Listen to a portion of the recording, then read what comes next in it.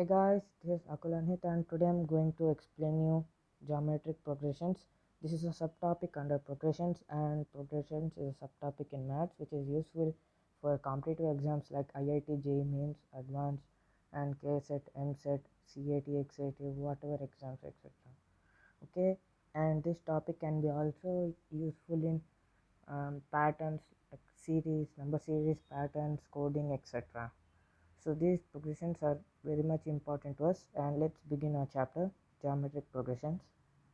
So today we are going to learn about geometric progressions. These three: what is a geometric progression, the value of nth term in a GP, GP means geometric progressions, and sum of first n terms in a GP. So today we are going to learn about these three things which are the basics of geometric progressions. So let's begin. See, what is a geometric progression?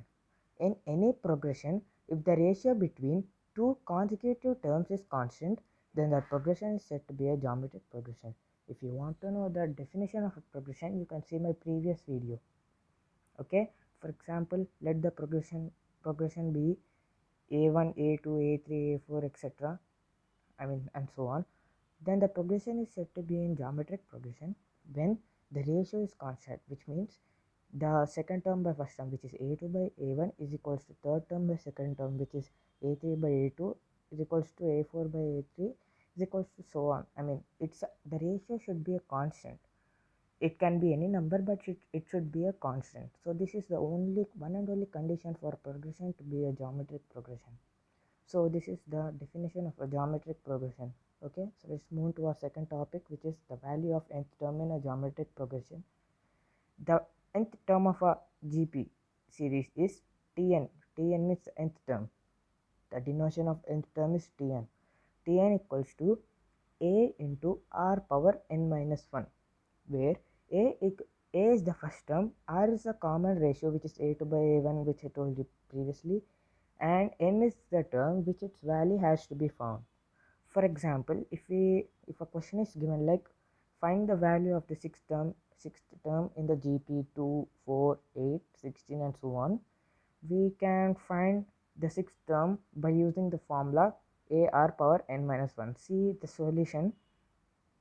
As given, a the first term is 2, ratio which is 4 by 2 means t2 by t1, t2 is 4, t1 is 2, which is 2.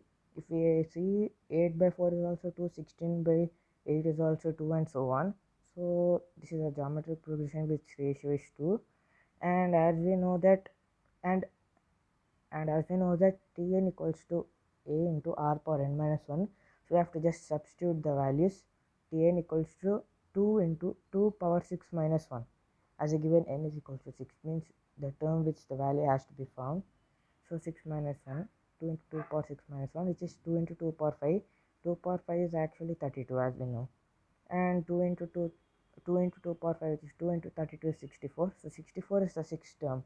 If we verify also, we will get first term is 2, second term is 4, third term is 8, fourth term is 16, fifth term is 62, and as we got the answer, the sixth term is 64. Okay, so this is just an example to prove that that's the formula, and that's the formula. Tn equals to a into r power n minus 1 to find the value of nth term in a geometric progression.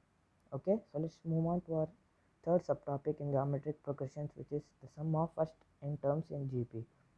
So this is also a formula based only. The formula applied to calculate the sum of first n terms of a GP is Sn. That means the denotation of sum of first n terms. Sn is a denotation. Is denoted by Sn. That Sn equals to a in a of r power n minus 1 by r minus 1. Okay, to prove this we have an example. Find the sum of first 5 terms in the GP 2, 4, 8, 16. That's the previous example. As we know, a equals to 2, r equals to 2, n equals to 5, same values. We know the formula Sn equals to a into r power n minus 1 by r minus 1. If we substitute the values, we substitute and we simplify, we get Sn equals to 2 into 31, that is 62. Okay, even if we verify, we get 2 plus 4 plus 8 plus 16 plus 32 equals to 62. So thank you guys for watching. Please like, share, comment, and don't forget to subscribe to Akulanhit, and make sure that these two formulas will be remembered in your mind, because these formulas are very useful. Thanks.